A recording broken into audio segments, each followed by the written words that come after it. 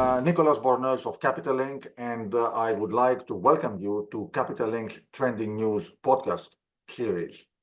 Today, I have the great privilege to discuss with Mr. Hing Chao, the Executive Chairman of Kwong Transport Holdings, one of the major global shipping groups headquartered in Hong Kong.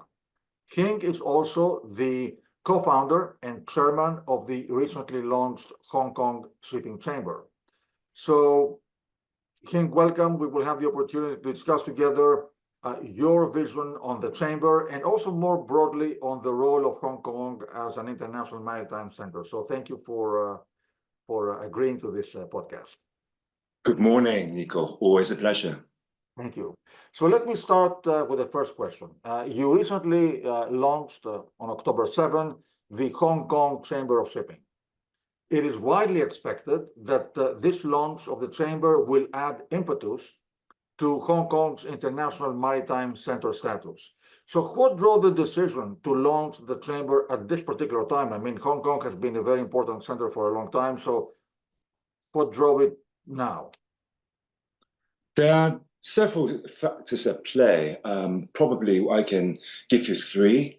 One is, I think we're at that moment in time where global networks, global shipping routes require more partnership.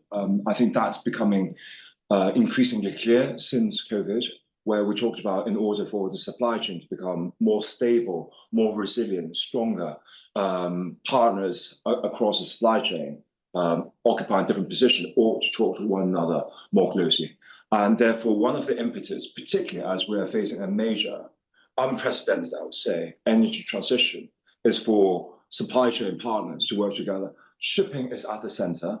However, shipping is not fully empowered to do what we have to do, both for ourselves and for the broader supply chain, if we don't have a very strong open dialogue with the energy sector, with the commodities trading sector, with finance, and with the end users, etc. So given all of this, first of all, we feel there is a role for a chamber that provides a platform for supply chain discussions. That's the first level. Second level, since 2018, Hong Kong's been increasingly clearly positioned by the central government of China as, if you like, the offshore center for international shipping, international finance, and international trade. However, despite the positioning of central government for Hong Kong to do this, there really isn't a mechanism that brings the key players together. So again, the Hong Kong Chamber of Shipping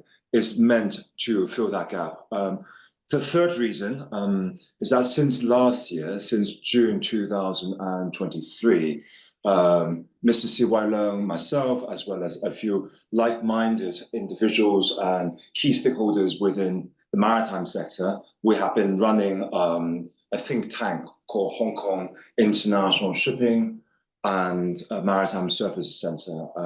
And after having been operating this center for over 12 months, we felt the time is right actually to take it to the next step, to actually start having membership and engage people so that we have more muscles to translate our brain power into action.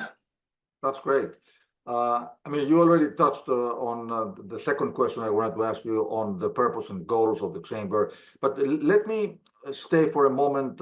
One of your co-founders, C.Y. Leung, as you mentioned, who actually was the past chief executive of Hong Kong, he mentioned in his inaugural speech that the Chinese national 13th and 14th five-year plans explicitly support the elevation of Hong Kong as an international maritime center, as you mentioned in your remarks. So can you tell a little bit more about this, and how does the chamber fit into all this process, and how can it help accelerate it? Yes, if we go back to the 13th and 14th five-year plans, I think there are a few important takeaways.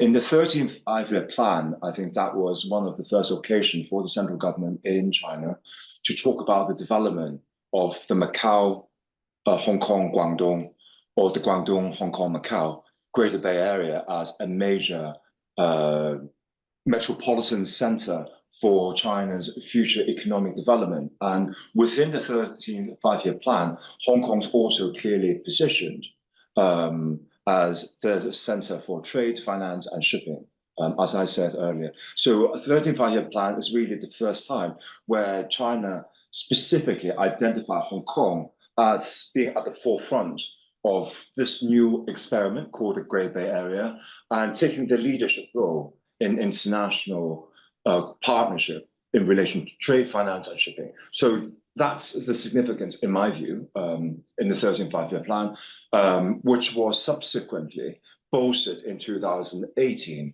with a more formal promulgation of the Guangdong, Hong Kong, Guangdong, Macau, Hong Kong Greater Bay Area vision, where the position of Hong Kong is made extremely clear. So everything sort of took off from there. The 14th five-year plan, you have more specific announcements. For example, Hong Kong, by then it was no longer just a leader within the Greater Bay Area, but indeed it's a major center, and for Hong Kong's future economic development, the four centers. So in addition to trade, finance, and shipping, there's also arbitration and dispute resolution. As we all know, these are all key advantages for Hong Kong as a maritime sector, as a maritime hub. So I think, the 13th five-year plan and 14th five-year plan, you see a continuum. And a lot of the initial ideas announced almost 10 years ago, you start seeing them into fruition, and some of the policy are becoming increasingly clear. For example, when you talk about the Greater Bay Area, what is the Greater Bay Area supposed to achieve? Now, by the 14th five-year plan, the concept of dual circulation, of China having such a strong internal economic flow, but at the same time, China as being a major hub for globalization and global trade, it also needs to have a mechanism for external engagement, both with existing trade partners as well as new trade partnerships along the Belt and Road. So Hong Kong is really at the overlapping point and at the frontier of China's engagement with the world. So I think, if we understand the essence, the spirit of how Hong Kong is being positioned in the two five-year plans, then it leads very logically to the present. Thank you. That's a very detailed reply, and I appreciate the clarity.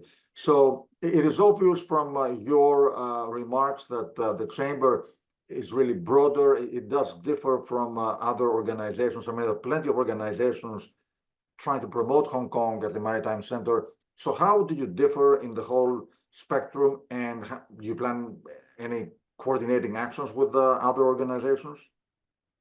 Yes, there are probably two parts to my answer to you. The first is that we have quite a broad membership, even though the chamber is quite new, but we have many new types of members which were not traditionally considered part of the maritime cluster. For example, we have energy companies, we have commodity trading companies, and then, of course, there's a maritime high-value sector.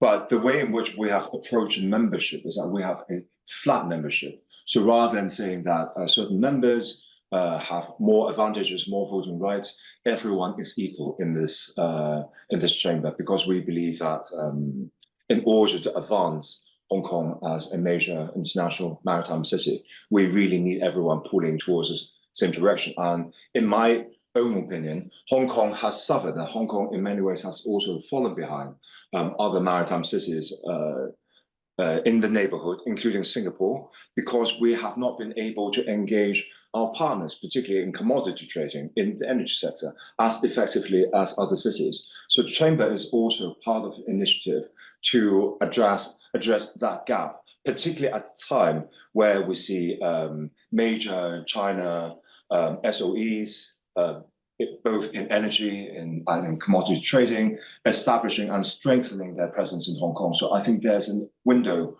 of opportunity actually to do something interesting. Sorry, what's the second question that you mentioned? Well, if you plan to coordinate with other organizations. Yes, absolutely. We have the Greater Bay Maritime Forum just around the corner, starting tomorrow. And as you know, the Greater Bay Maritime Forum was started by me. I'm the convener in my capacity as the leader of the China subcommittee in the Hong Kong Ship Owners Association. Now, this year, you will see that rather than just having half a day event, we are having a 2-day event. The first day will be organized by the Hong Kong Ship Owners Association. Second day, we'll have a clean energy full supply chain conference organized by the Chamber. And in the afternoon, we have a Getting to Zero coalition workshop organized by Global Maritime Forum. So I think this gives you an example of the type of work we intend to do. Partnership, once again, is key. We are not trying to compete with anyone else. Rather, we want everyone to pull towards the same direction so that Hong Kong becomes stronger, China becomes stronger, and we broker a stronger global partnership. I have to say, you have been indefatigable in terms of all these pursuits. And now, of course, launching the chamber. Now, you already touched upon one of the questions that I wanted to ask you. Obviously, the chamber has a broader agenda. It doesn't focus only on shipping. It focuses on the whole supply chain. And your stakeholders will be from a number of diverse activities. Indeed.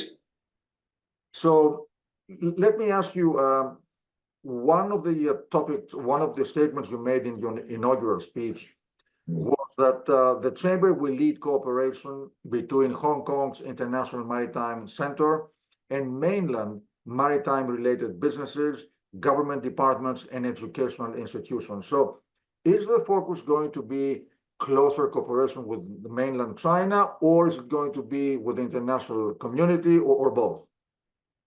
I do not see the two as being contradictory or mutually exclusive. I think Hong Kong historically has always been important because we provide a gateway into China.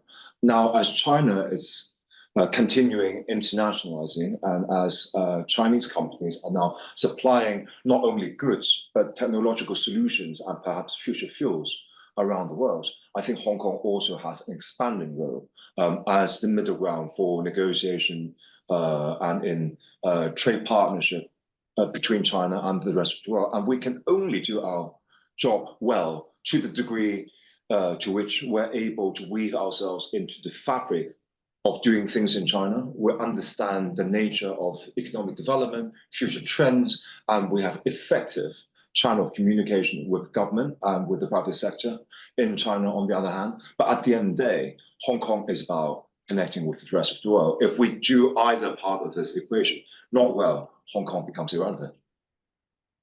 So one of the topics that you mentioned in your statement, again, the inaugural statement, was that the Chamber will provide a Chinese solution to the decarbonization of the global maritime industry. So I found that particularly interesting, given the fact that shipping is a global business, the problems are global. So how do you envision a Chinese solution to that challenge, and how can the Chamber assist in that area? Obviously, Hong Kong has a very significant shipping community. If we take a few steps back, first of all, we have to understand the position China already occupies in the energy transition. As we know, when we talk about renewable energy, it comes from different sources, but the two most important, one is from the sun, so solar energy, the other is from the wind. And China occupies a very strong position as a key manufacturer and exporter of equipment for both solar and wind. In the case of solar, it's over 70%. In the case of wind, it's slightly lower, maybe hovering around 60%. And figures for both sectors are due to grow. Obviously, we have seen the enormous leap that China has made, both in terms of manufacturing capability and technology in electrification, particularly in relation to EVs.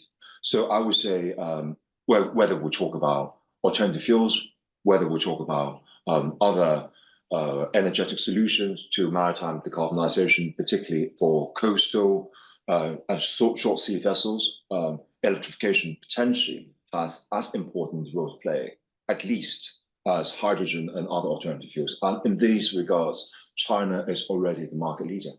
So China, one way or the other, I think have a lot to offer to the world. But as we have seen, China's internationalization in terms of making these technological solutions and these companies truly go global and international, we are still going through the pains, initial growth pains. So there's a lot that China has learned. And I think Hong Kong, having been an international trade finance center, shipping center for many decades, we have services we can render to China to help China provide these solutions to the world in a more effective way. So Hong Kong should really come forward to play the role of a bridge and of a broker. If we go back to the maritime sector, particularly in the area that is of most interest to our audience, to Capital Link, I think people are all cognizant that in order for us to meet the targets of decarbonization for 2040 and 2050, alternative fuels, barring nuclear, will be critical.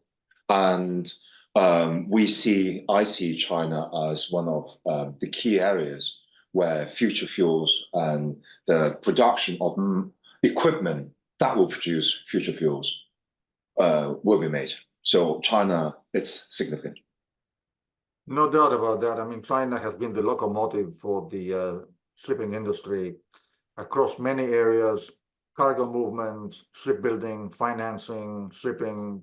So you have a great point there.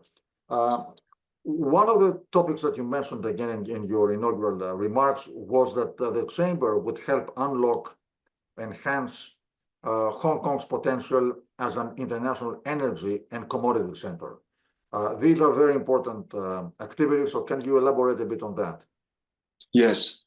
As I alluded to already, we see major state-owned enterprises in the energy and commodity sector from mainland China, establishing and strengthening presence in Hong Kong. However, hitherto, there hasn't been really a cluster or hub or club, if you like, that provides a platform for these stakeholders to engage effectively with the shipping sector. So with the chamber in place, we now have a center around which these stakeholders can sit and have discussion. So we very much hope that, on the one hand, we get stakeholders along the supply chain together, particularly connecting physical needs, economic needs, for commodity in China, commodities energy for China, and connecting that to shipping services. But at the same time, we see that Hong Kong has suffered from its inability to make DTA breakthroughs with major trading partners, like with Australia, for example, which is an ongoing issue. However, China does have such DTAs. So if there's a way that we, by tapping into one country, two systems, and by, on the one hand, keeping the advantages of Hong Kong as a very favorable tax regime, keeping our very favorable financial and legal systems in place, but at the same time, we can tap into DTAs in China through policy breakthroughs. This will be critical to ensuring that commodity and trade and energy trade can not only be conducted in Hong Kong, but we actually will attract more and more stakeholders, not only from China, but indeed from the rest of the world, to come to Hong Kong. But these are policy breakthroughs yet to be made, I have to emphasize. So there's a lot of work ahead of us. Absolutely. That's great. I mean, you clearly have quite a lot of work ahead, but you are at the task, and you're the right man for the task. So thank you. I try. You also made reference that talent and innovation are very important, and that you will be working with educational institutions to this effect. So can you share with us any plans or initiatives that the Chamber plans to undertake?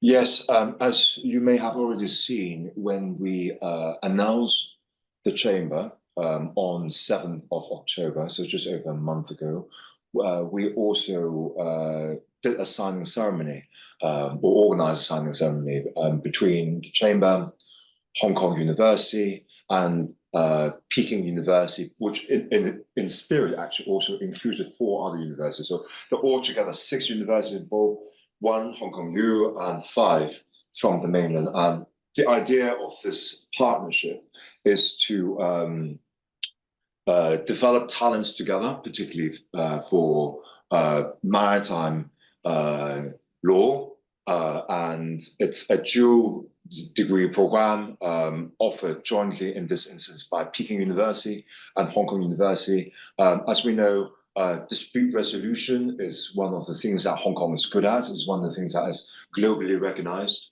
However, Hong Kong is a small place.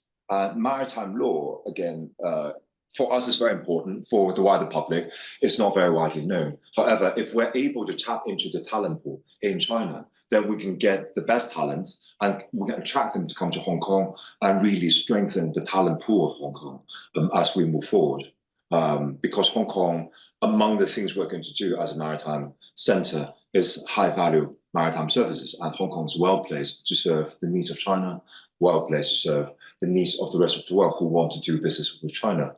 But we are a small place, and we don't have enough talent on our own. So this is an example of the type of education partnership we want to facilitate going forward. Again, it requires innovation, it requires thinking outside the box. So cooperation is something that all stakeholders in the maritime industry have been enlisting as a critical factor going forward. So let me ask you, do you plan any cooperations with any chambers of shipping in other jurisdictions, in other maritime clusters, any particular communities or clusters that you plan to focus more on? Yes, I think international partnership will be a very important piece to achieving the mission and the objectives of the chamber. Because we are positioning ourselves as a chamber of shipping, we would like to build partnership around the world with like-minded chambers, particularly in Europe. And I've started casual conversation with 1 or 2 of these already. Some you already know. I'm not going to mention by name, but I am very much hoping that within 1 to 2 years, we can have a more structured arrangement where we will invite international partners to also sit in some of our discussion. We will do joint events, and when we go to Europe and to other places, we can also do a deep dive and learn from our partners who've been around for much longer, how they go about running the affairs of the chamber, how do they advance the interests of the maritime nations that they represent respectively.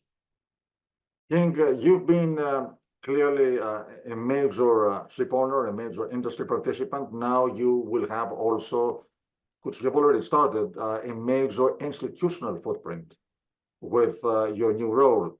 So in closing, can you share with us your insight on the competitive positioning of Hong Kong as an international maritime center, especially when we compare it to Singapore and Shanghai, which has come a long way? Yes, I'm of the opinion that competition in general is good. Competition forces us to focus, it forces us to innovate, and it teaches us to benchmark our activities with the others. I take Singapore as the best example because Singapore and Hong Kong, we're not only competitors in the maritime landscape, but we're also competitors in finance, in family office, and Singapore and Hong Kong, even though fundamentally we're very different cities, one is much more bottom-up, the other is top-down, and you know which is which. But in so many things, we benchmark one another. So in terms of tax regime, how is Hong Kong, Singapore position? Singapore take a close look, and vice versa. And in many ways, particularly in the maritime sector, I would say Singapore has a very effective government. Singapore has a very visionary MPA, which I have a lot of respect for wherever I go, whether it's Tokyo, whether it's Athens, whether it's Denmark. I always run to our friends in Singapore. Unfortunately, I don't run to our friends from Hong Kong as much, which, you know, a point in case that we have a lot to learn from Singapore. And I have recently also seen the ambitions set up by the Singapore government to decarbonize the harbour and coastal vessels by 2030 to go all electric. zero carbon emission, and that is right there, an ambition. And I think in order for Hong Kong to keep up the pace with the likes of Singapore, if we want to become a major regional maritime center, these are the sort of ambitions we need to have. And it's really good to have Singapore there, in my view, because they set the ambition and they show you the way of how it's being done. So it encourages and forces Hong Kong to also innovate and to keep up. But in so many other ways, I also see Singapore as a partner, and also for our friendly companies, certainly from a Kwong perspective, have operations in Singapore.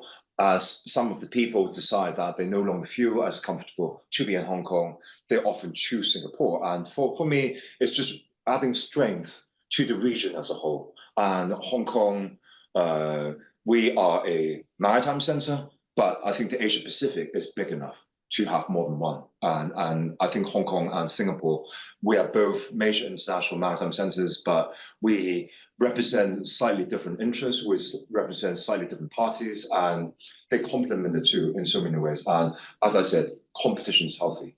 As with Shanghai, once again, there is certainly an element of competition, but what Hong Kong is good at and what Shanghai is good at, whereas there is some level of overlap, fundamentally they are quite different. I mean, Hong Kong is being positioned as being on the frontier of engagement with the rest of the world.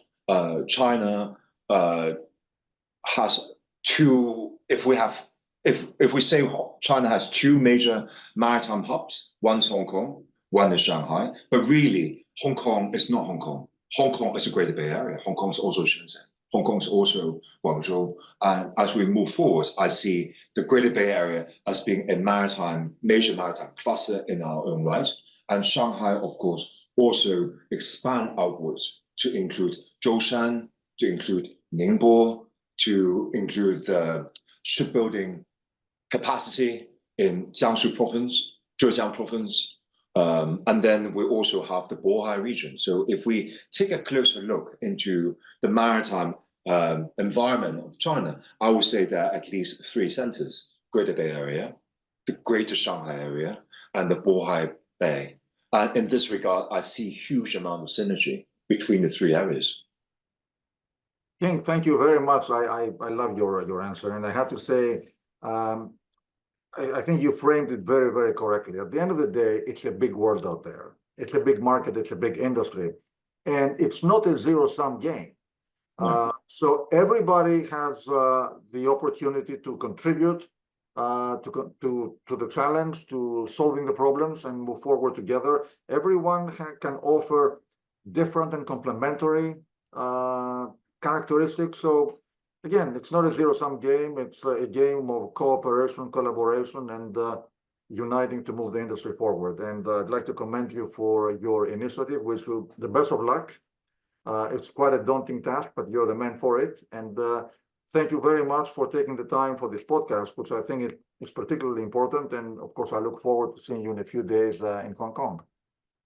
Always a pleasure exchanging with you, Nico. I look forward to seeing you in a few days in Hong Kong. Thank you. Thank you.